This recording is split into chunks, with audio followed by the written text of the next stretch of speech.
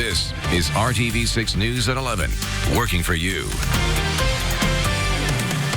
And good evening to you. At 11 o'clock, I'm Mark Mullins. And I'm Amanda Starantino. We're getting a break from the snow at this hour, but how long will that last? Let's get right to Kevin Gregory with that forecast. And the good news, any snow that comes back overnight before you get rolling in the morning will be light. We've just got a few flurries around now, but I do think that expands in the eastern, southeastern portion of the state. Wind chill temperatures in the teens. It feels like 16 in Indy. The actual temperature 26 right now.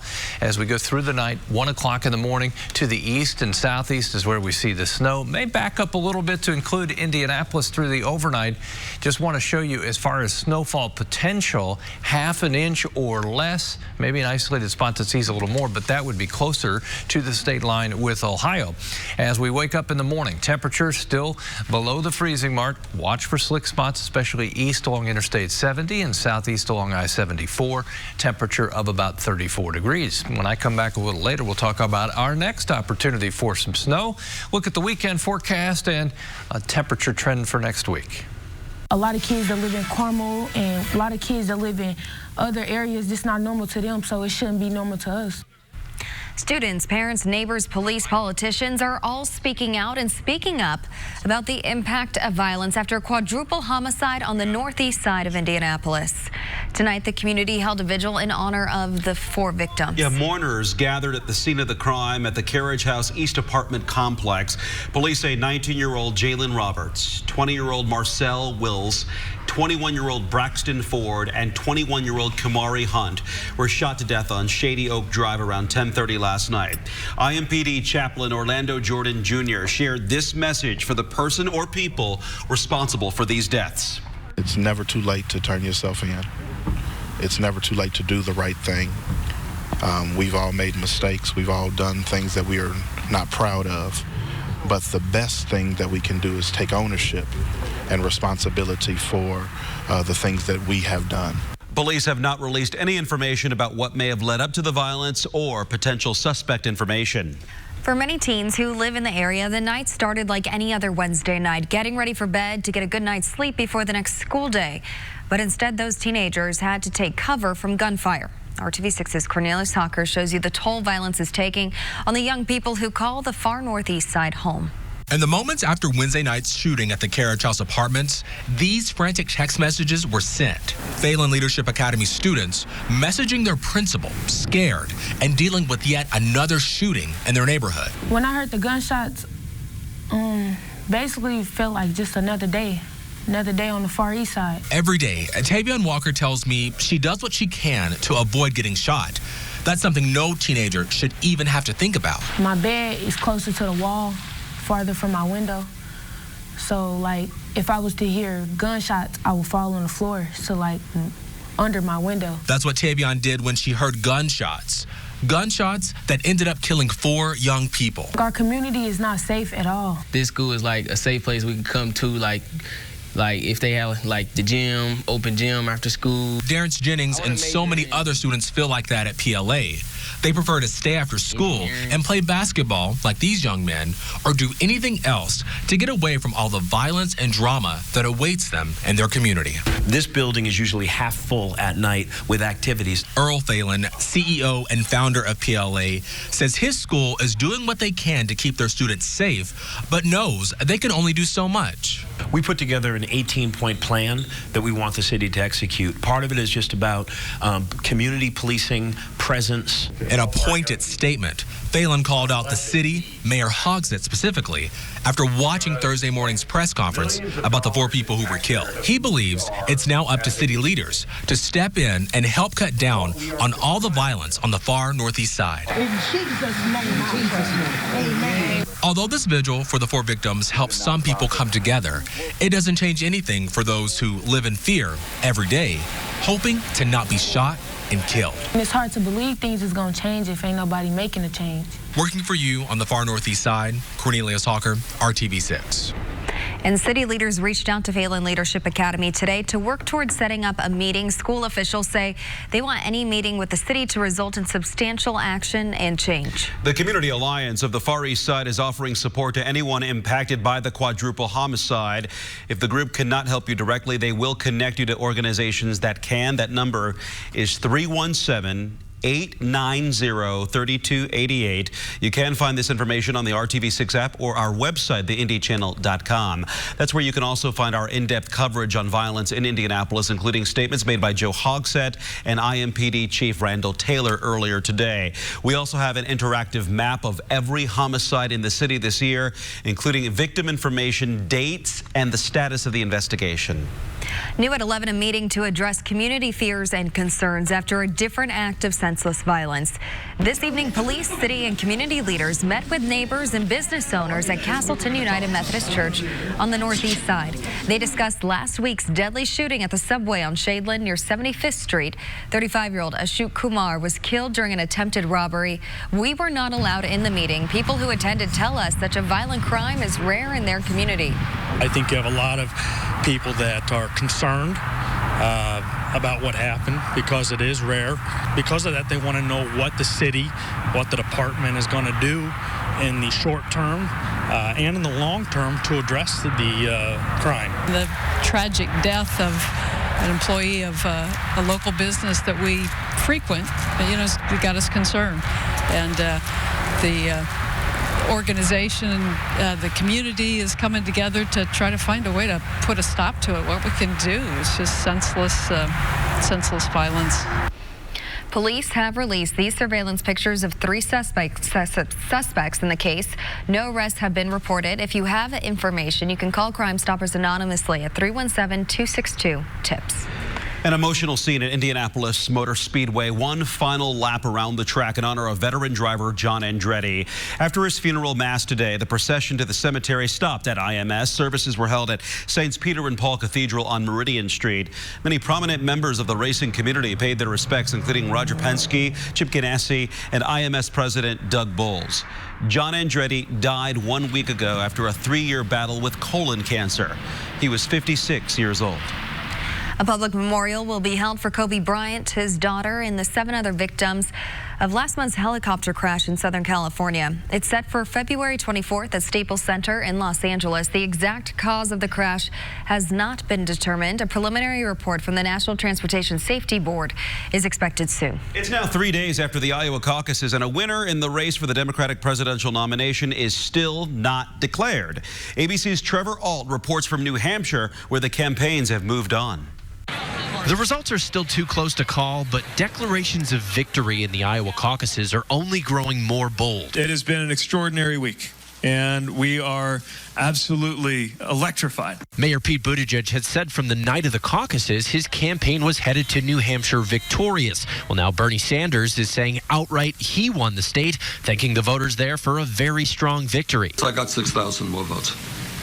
And from where I come, when you get 6,000 more votes, that's generally regarded to be the winner. Even so, the candidates both expressing frustration with the delayed results. What happened in Iowa was a disaster.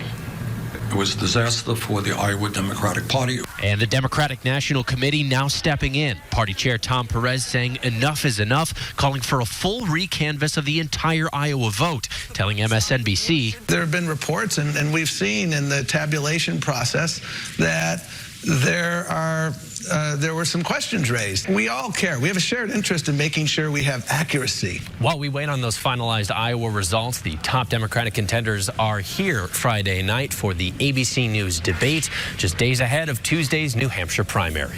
Trevor Ault, ABC News, Manchester, New Hampshire. An Indianapolis woman is filing a class action lawsuit against her condominium association, accusing them of wrongly charging her and others legal fees they don't owe. Nicole Ashburn has owned a condo at Heron Lake since 2017, and Nicole says in 2018 she got a letter saying she owed back dues and $125 in attorney's fees. She reached out to the Heron Lake Condominium Owners Association and their attorneys and even met with them to resolve the debt.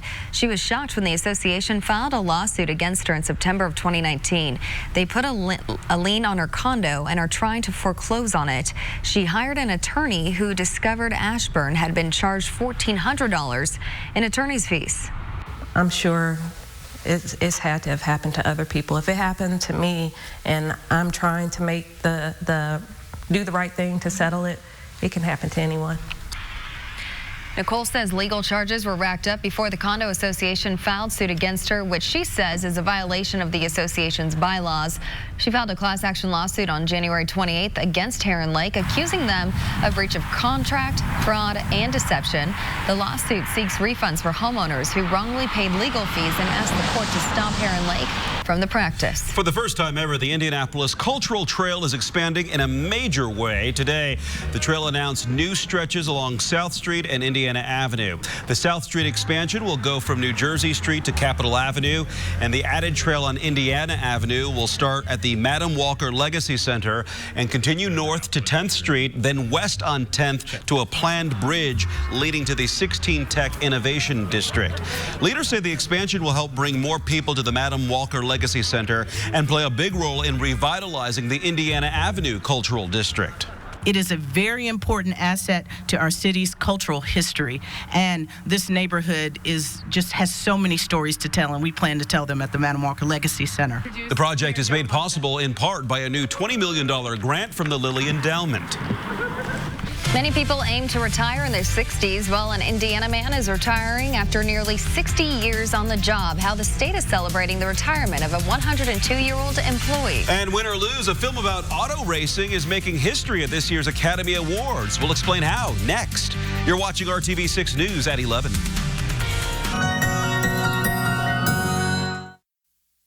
This is RTV6 News at 11, working for you.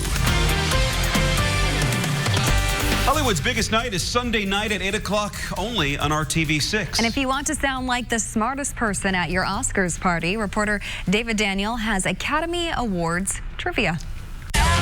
Are you an actor? No, I'm a stuntman. Brad Pitt may be the heavy favorite to win Best Supporting Actor for Once Upon a Time in Hollywood, but he's the only nominee in the category who hasn't won an Oscar for acting. Tom Hanks from A Beautiful Day in the Neighborhood, Anthony Hopkins from The Two Popes, and Al Pacino and Joe Pesci from The Irishman all have won before. Pitt does have an Oscar as a producer on the Best Picture winning 12 Years a Slave. We might be demonstrating a failure to show appreciation. Pesci has waited the longest of this year's acting nominees since his last nomination. It's been 29 years since he was nominated and won for Goodfellas. I realized I didn't ever really come alive for myself. I was just feeding his aliveness. Scarlett Johansson is up for Best Actress for Marriage Story and Best Supporting Actress for Jojo Rabbit.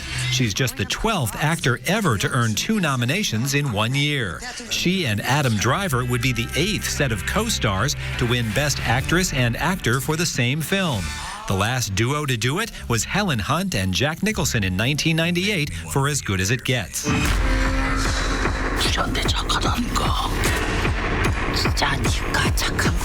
Parasite has already made history. Bong Joon-ho is the first Korean to be nominated for Best Director. Parasite would be the first foreign language film ever to win the Best Picture Oscar. You need a pure racer behind the wheel of your car. That's Ken Miles. I don't trust him an inch.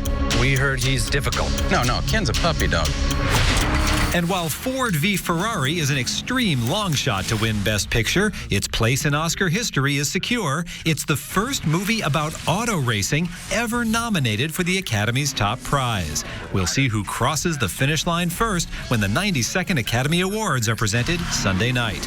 In Hollywood, I'm David Daniel.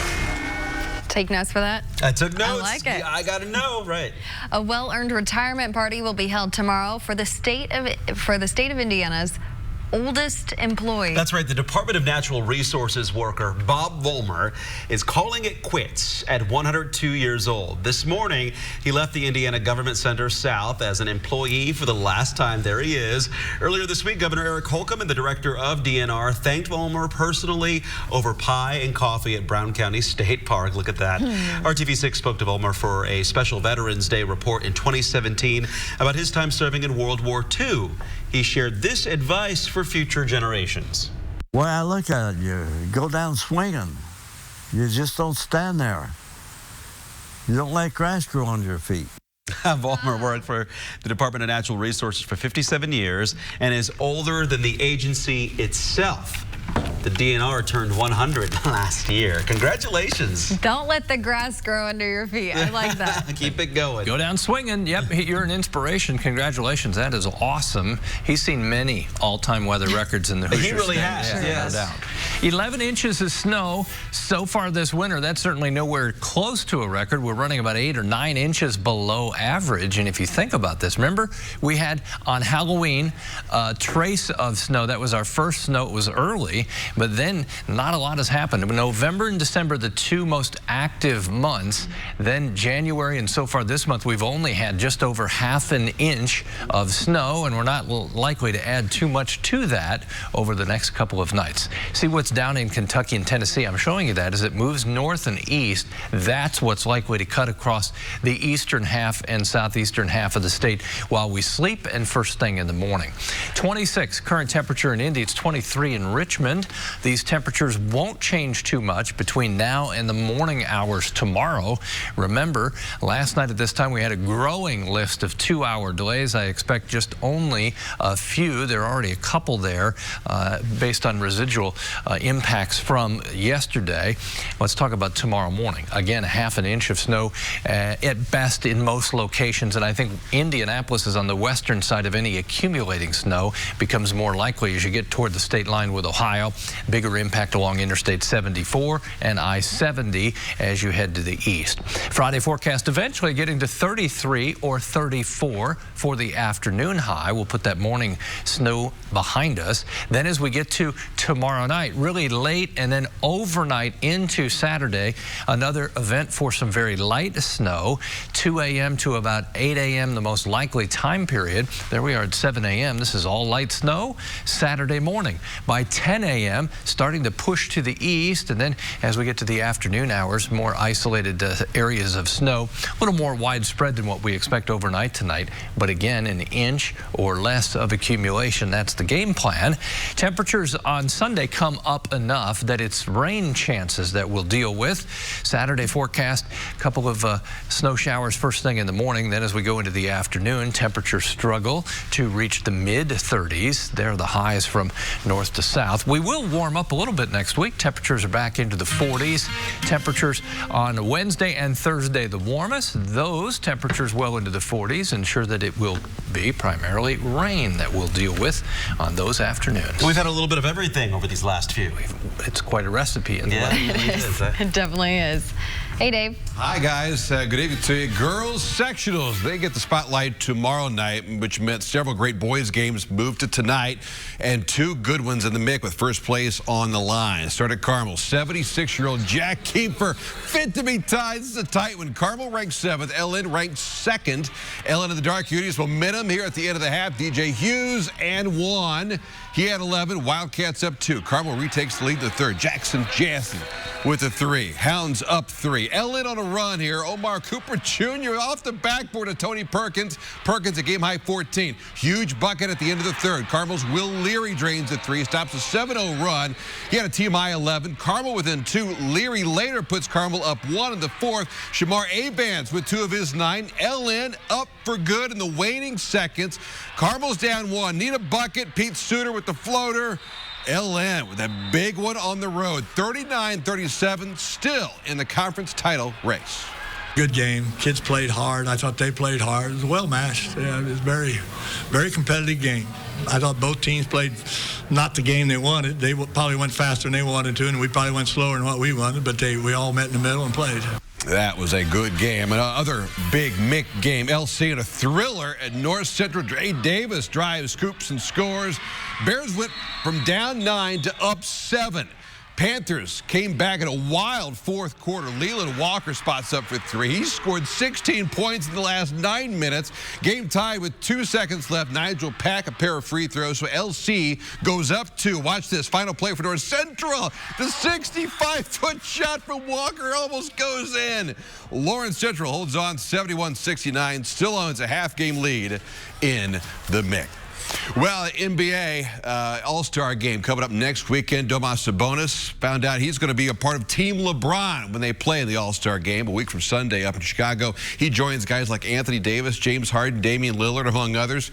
That team is going to be stacked next week. And the Pacers, they were back to work today, and some encouraging news for T.J. Warren. Passed 2 of his 4 concussion protocol phases. So it looks like he should be able to start tomorrow night when they face the Raptors. The rematch of the game they just played last night up in Toronto and lost that one. See what the Pacers can do tomorrow night live on ESPN at 8. The news at 11 continues after this. Easy Boy Furniture Galleries. Live life comfortably.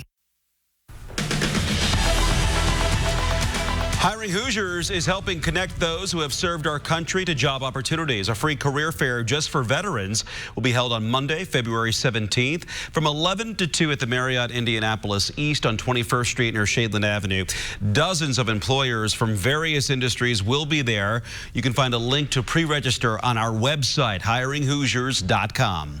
We are able to refurbish materials and refurbish ourselves kind of at the same time. That's what a program is doing for Central Indiana women who are trying to turn their lives around after serving time in prison. I found out Project Leah is about much more than providing paychecks. With new tools, Joyce David explores a new job. It's an opportunity for a new path for the 38-year-old who is just weeks out of a 6-year sentence behind bars. Just because I have a past doesn't, hinder my ability to be successful as an individual. Joyce is one of 3 new employees of Project Leah, a nonprofit job training program specifically for formerly incarcerated women.